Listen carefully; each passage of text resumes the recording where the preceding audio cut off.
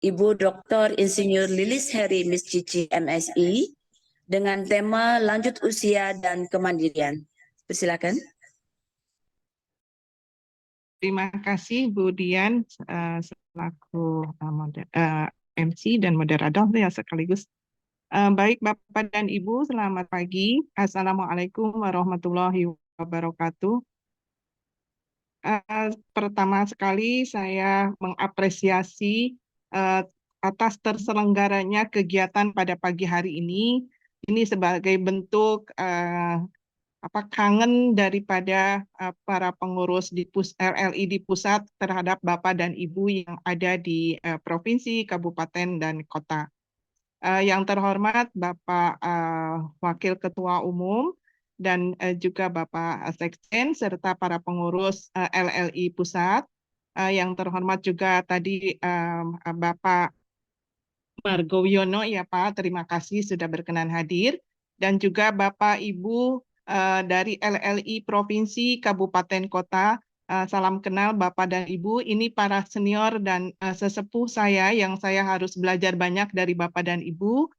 Mohon izin pada pagi hari ini bukan berarti saya yang mungkin relatif lebih muda dari Bapak dan Ibu yang sudah para senior, untuk menggurui, tapi kebetulan saja sharing informasi terkait dengan materi yang akan saya sampaikan, karena kebetulan saya membuat buku pedoman terkait dengan loneliness. Nah, ini hanya sebagai sharing informasi dan pengabdian saya terhadap Lembaga Lanjut Usia Indonesia. Mudah-mudahan dengan pertemuan pada hari ini merupakan awal untuk silaturahim untuk selanjutnya. Tadi kita sudah dengarkan bersama dari Pak Rusli dan juga Pak Andi apa rencana ke depannya dari LLI. Saya berharap Lembaga Lanjut Usia Indonesia masih tetap eksis di semua wilayah dan mudah-mudahan malah di semua provinsi di Indonesia. Baik Bapak dan Ibu, tanpa berpanjang saya mohon izin untuk share screen. Jadi pada pagi hari ini yang akan disajikan adalah terkait dengan sebenarnya loneliness. Maaf saya izin untuk. Jadi loneliness itu apa? Jadi di sini kesepian atau kesendirian. Apakah kesendirian atau kesepian itu nanti sama? Sebelumnya saya mohon izin juga, mohon maaf barangkali tadi ada yang kesulitan terkait dengan link absensi. Ya, ini merupakan pertemuan hari ini merupakan kegiatan kita bersama bagaimana sekarang di era digital bahwa terkait dengan teknologi itu juga kita memang harus sudah membiasakan diri. Mohon maaf kalau tadi ada yang kesulitan. Nanti bisa saja di-share nomor handphonenya, akan saya bantu untuk mengisikan absensi Bapak dan Ibu. Baik Bapak dan Ibu, tadi sudah didengarkan bersama terkait dengan tren dan karakteristik lanjut usia Indonesia itu seperti apa. Nah, pada pagi hari ini sebenarnya akan saya sampaikan terkait dengan buku pedoman yang sudah saya buat, yaitu terkait dengan loneliness atau kesepian. Apa saja penyebabnya, dampaknya, dan bagaimana tanda-tanda kewaspadaan dan pencegahannya. Saya yakin Bapak dan Ibu yang ada hadir pada hari ini adalah lansia yang smart, yang sehat, yang aktif, dan terhindar dari kesepian. Karena dengan adanya komunikasi dengan silaturahmi pada pagi hari ini adalah suatu upaya untuk menghindari terjadinya kesepian pada lansia. Baik Bapak dan Ibu, tadi sudah disampaikan juga bahwa ke depan dan saat ini memang Indonesia sedang menghadapi aging population atau penuaan penduduk. Bapak dan Ibu bisa lihat di sini proporsi penduduk lansia di Indonesia itu meningkat. Sampai ini mohon maaf, data yang digambar ini adalah data hasil proyeksi 2015-2045. Sekarang itu sudah ada hasil proyeksi 2020 berdasarkan sensus penduduk tahun 2020 sampai 2050. Tapi mohon maaf, saya masih menyajikan yang sebelumnya. Di sini sudah terlihat bahwa ke depan justru lanjut usia Indonesia yang banyak proporsinya dibandingkan dengan usia balita. Nah, di sini bagaimana karakteristiknya? Tadi sudah disampaikan bahwa betul angka harapan hidup Indonesia itu meningkat. Tapi apakah peningkatan usia angka harapan hidup itu diiringi dengan usia harapan hidup sehat? Jangan sampai misalnya usia angka harapan hidupnya 72 tahun, misalnya 73 tahun, tapi sekitar 20 tahun atau misalnya 30 tahun itu dilalui dengan kondisi tidak sehat. Itu yang tidak diharapkan. Nanti mungkin saya akan share untuk materinya. Nah, siapa saja mereka atau lansia tersebut? Ini sampai tahun 2021 memang sudah lebih dari 10%, ini hampir 11% itu proporsinya. Dan pada tahun 2022 itu sudah meningkat lagi. Oh, mohon maaf, ini ternyata menurun. Nah, ini kemungkinan karena kita menghadapi atau mengalami adanya pandemi COVID-19. Nah, di sini seperti halnya kelompok penduduk lainnya, lansia perempuan itu lebih banyak daripada lansia laki-laki. Dan ini yang perlu kita perhatikan bahwa ke depan itu masih banyak tantangan yang dihadapi terkait dengan peningkatannya lanjut usia proporsi atau jumlah lanjut usia Indonesia. Karena di sini misalnya kita lihat dari berbagai karakteristik, dari sisi misalnya sumber pembiayaan rumah tangga terbesar itu berasal dari anggota rumah tangga yang bekerja. Nah, ini juga perlu diperhatikan berapa banyak anggota rumah tangga yang bekerja. Nah, selain itu mayoritas lansia tidak memiliki persiapan untuk usia pensiun. Nah, saya yakin Bapak dan Ibu di sini mungkin hampir semua itu mempunyai dana pensiun karena sebagian besar tadinya adalah ASN atau pegawai negeri. Nah, namun meskipun misalnya dari data terdapat satu di antara dua lansia atau setengahnya lanjut usia itu masih bekerja, namun masih banyak atau 86% lebih ya, itu berada di sektor informal. Ya, dalam arti bahwa lanjut usia tersebut belum tentu mempunyai jaminan pensiun. Nah, selanjutnya bagaimana dengan kondisi living arrangement-nya atau tinggal? Nah, ternyata di sini memang masih banyak lansia yang tinggal dengan 3 generasi. Namun, apakah mereka hidup harmonis? Atau misalnya meskipun tinggal dengan 3 generasi, ada anak, ada menantu, ada cucu, apakah mereka hidup bahagia?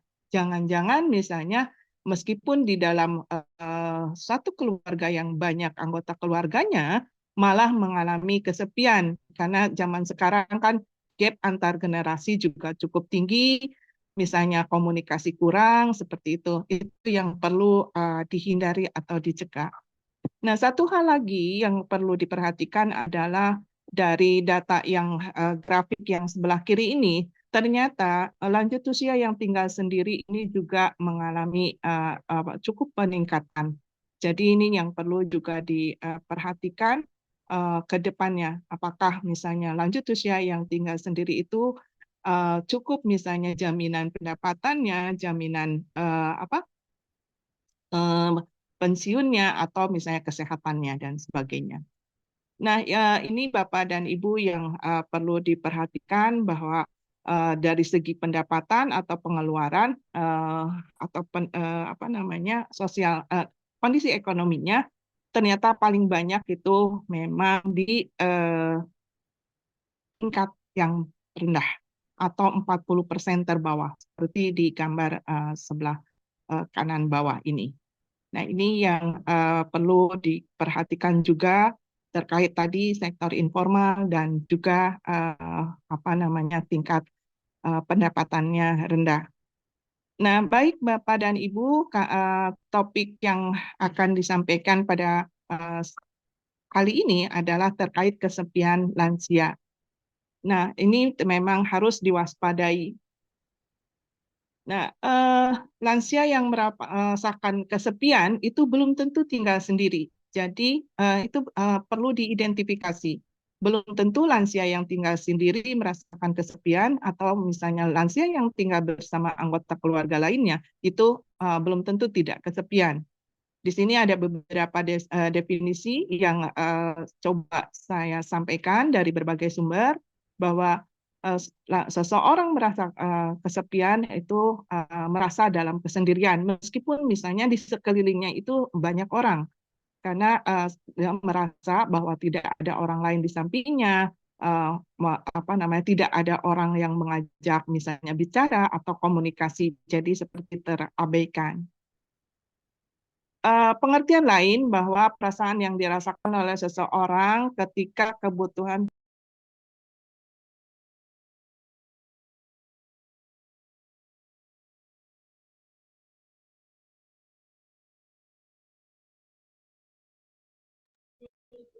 Suaranya perasaan yang hilang, Bu. dirasakan seseorang ketika kebutuhan akan kontak dan hubungan sosial yang bermanfaat itu tidak terpenuhi. Dan berikutnya ada yang menyampaikan bahwa gambaran perasaan sedih yang berasal dari keterasingan atau pengabaian. Dan ada yang menyampaikan juga bahwa keadaan mental dan emosional yang dicirikan dengan perasaan hampa dan sunyi. Nah, dari hasil data yang diperoleh dari WHO, ternyata 1 dari 3 lansia itu merasakan kesepian. Jadi ini sudah perlu diwaspadai. Nah, kalau kita lihat dari sindrom geriatri yang ada 14I, itu di sini termasuk ke dalam sindrom isolasi atau menarik diri. Mohon maaf, saya tidak sampaikan sindrom geriatri lainnya karena waktu yang terbatas. Nah, tadi seperti sudah saya sampaikan, lansia yang kesepian itu belum tentu tinggal sendiri. Jadi kalau di gambar sebelah kiri, ini padahal banyak kerumunan orang atau banyak orang di sekelilingnya, tapi orang tersebut merasa kesepian, merasa hampa seperti tadi sudah disampaikan, dan tidak misalnya ada orang lain yang berusaha berkomunikasi. Nah, sementara misalnya yang sebelah kanan dari saya maksudnya, ini memang tinggal sendiri di dalam rumah, tapi belum tentu misalnya lansia tersebut memang merasa kesepian, karena bisa melakukan aktivitas, masih bisa melakukan aktivitas, masih bisa berkomunikasi dengan yang lain. Oke, ini ya saya sampaikan berbagai hasil studi yang di Indonesia terkait kesepian. Ini data yang digunakan adalah data IFLS atau Indonesian Family Life Survey, atau terkait dengan kehidupan keluarga di Indonesia. Dapat dilihat di sini berbagai kelompok umur dari 15 sampai 19 sampai usia lansia. Ternyata di sini yang merasakan kesepian itu tidak hanya kelompok usia tua, tapi juga di sini adalah yang muda. Nah, ini di sini perasaan kesepiannya dibagi 1 sampai 2 hari, 3 sampai 4 hari, 5 sampai 7 hari, dan 1 sampai 7 hari. Nah, di sini Bapak dan Ibu bisa lihat terkait dengan kesepian yang dirasakan oleh lansia. Lumayan ya, yang warna ungu ini pada usia yang lebih tua, ini 80 tahun ke atas, cukup tinggi proporsinya. Nah, siapa saja yang paling banyak mengalami kesepian? Di sini dari data tersebut dapat diperoleh bahwa ternyata perempuan itu lebih banyak yang merasakan kesepian dibandingkan dengan laki-laki.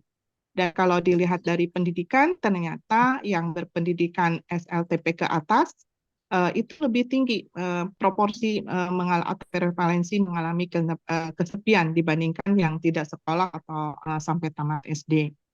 Nah, dari segi pendapatan, dari data tersebut diperoleh bahwa yang kelompok menengah, kebetulan pembagiannya jadi 3, menengah, kaya, miskin. Nah, yang menengah yang paling banyak mengalami kesepian, berikutnya yang kaya, dan baru yang miskin. Ini berdasarkan data ya, karena beberapa hasil penelitian ada yang menyebutkan bahwa justru di kelompok miskin yang mengalami kesepian. Jadi memang kesepian itu tidak bisa digeneralisir atau misalnya ada standarnya, oh yang mengalami kesepian itu orang-orang seperti apa, karena ini berbeda setiap individunya. Nah, dari status kawin ternyata ini yang perlu diperhatikan. Malah yang menikah atau yang tinggal bersama yang mengalami kesepian yang cukup banyak. Ini ada apa? Padahal di beberapa hasil studi yang lain itu yang tinggal sendiri atau tidak menikah atau janda atau misalnya duda yang justru kesepian. Jadi di sini berbagai hasil penelitian tersebut juga memperlihatkan hasil yang berbeda. Nah, dari sisi tempat tinggal, ternyata di sini yang tinggal di perkotaan yang mengalami banyak kesepian. Nah, itu terkait dengan siapa saja yang mengalami kesepian. Nah, dari segi penyebab kesepiannya, ini ada beberapa hasil studi dan beberapa referensi yang coba kami kumpulkan. Jadi ini penyebabnya bisa dari sisi faktor psikologi atau biologi. Misalnya seseorang lansia yang mempunyai penyakit Alzheimer, nah itu berisiko terhadap terjadinya perasaan kesepian. Atau misalnya terjadinya pandemi COVID-19 yang lalu dengan adanya kebijakan PSBB atau PPKM, yang mengharuskan orang untuk tinggal di rumah, sehingga ini juga akan berisiko terjadinya kesepian.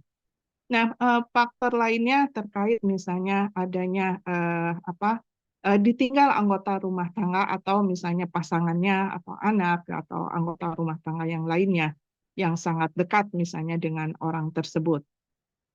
Di sini juga tadi sudah disampaikan, meskipun belum tentu orang yang tinggal sendiri itu merasa kesepian, tapi risikonya lebih banyak pada lanjut usia yang tinggal sendiri.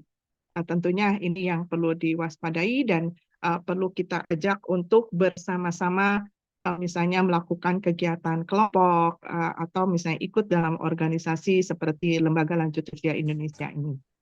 Nah, penyebab lainnya adanya hubungan sosial, jadi jauh dari anggota, misalnya jauh dengan tempat tinggalnya dengan sanak keluarga atau misalnya famili lainnya, dan atau misalnya memang kurang komunikasi atau tidak ada kunjungan dari anggota keluarga lainnya.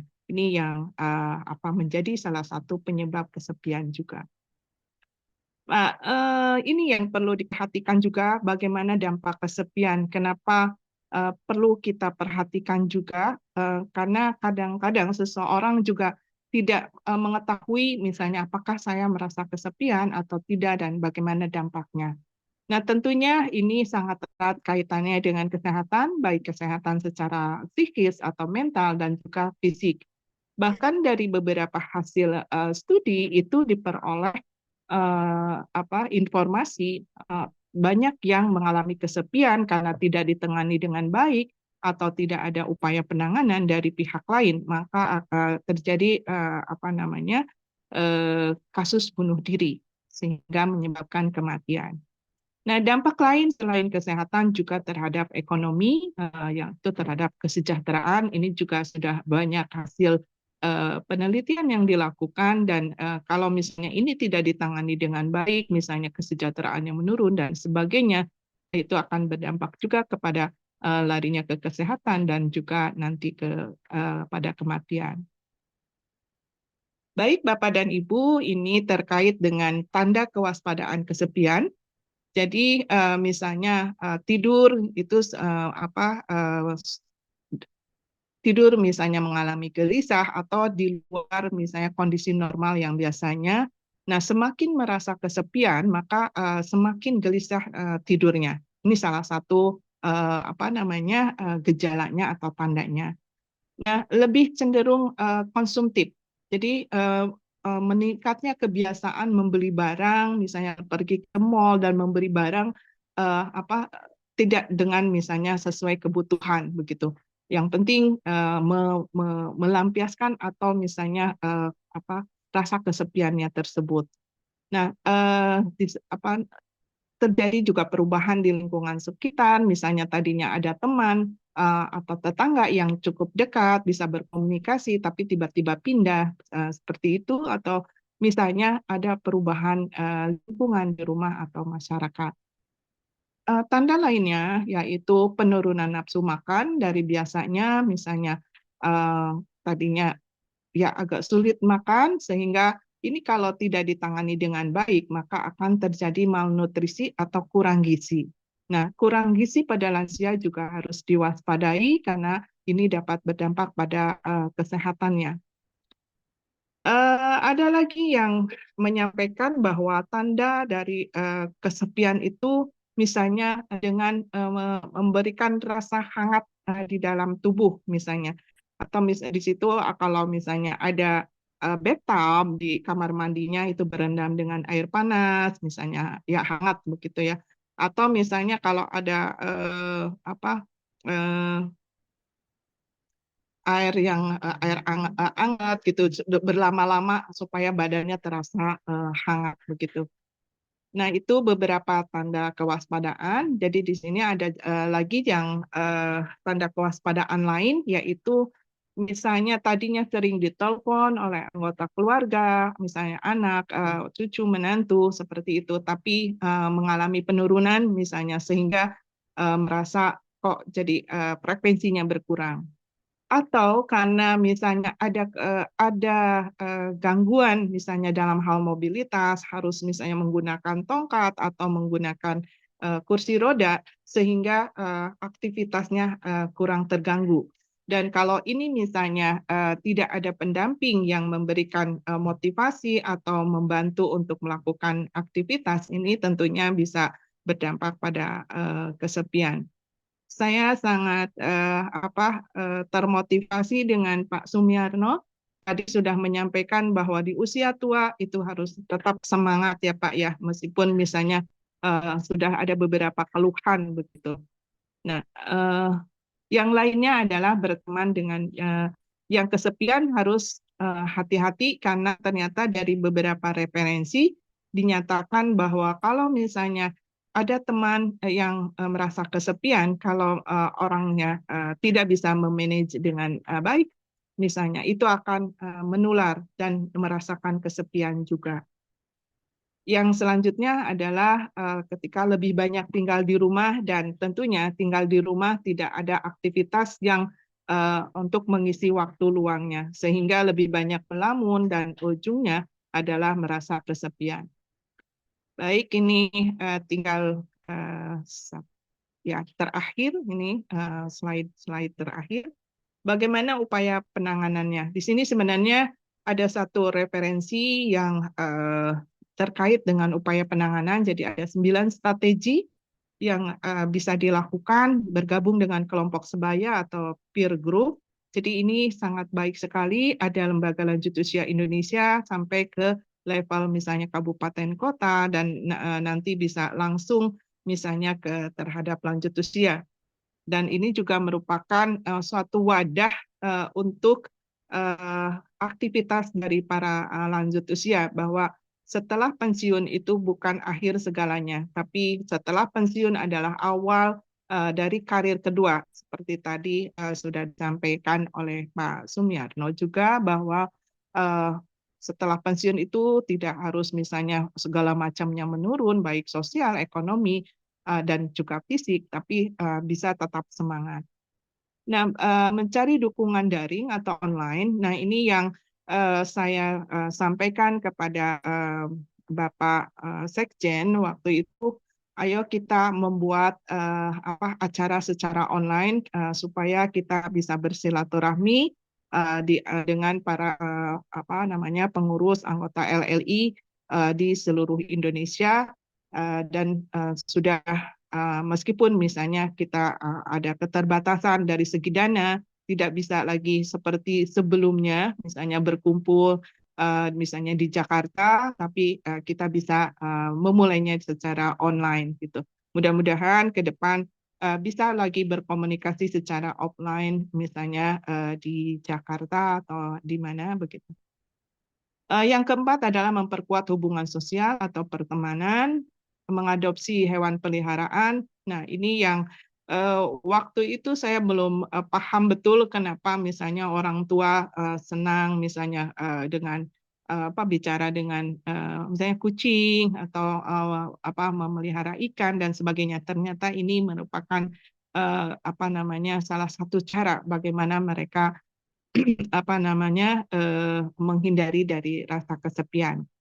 Berinteraksi atau berbicara dengan orang lain, berlatih merawat diri, misalnya ini sangat perlu, jadi jangan sampai karena sudah tua tidak perlu lagi merawat diri, makanan misalnya bergizi dan sebagainya, tapi ini tetap harus dilakukan supaya badan juga sehat, segar, dan saya banyak belajar nanti dari Bapak dan Ibu karena sampai yang tentunya usianya sudah jauh lebih dari saya. Mudah-mudahan saya juga bisa menjadi lansia seperti Bapak dan Ibu, tetap sehat di usia lansia.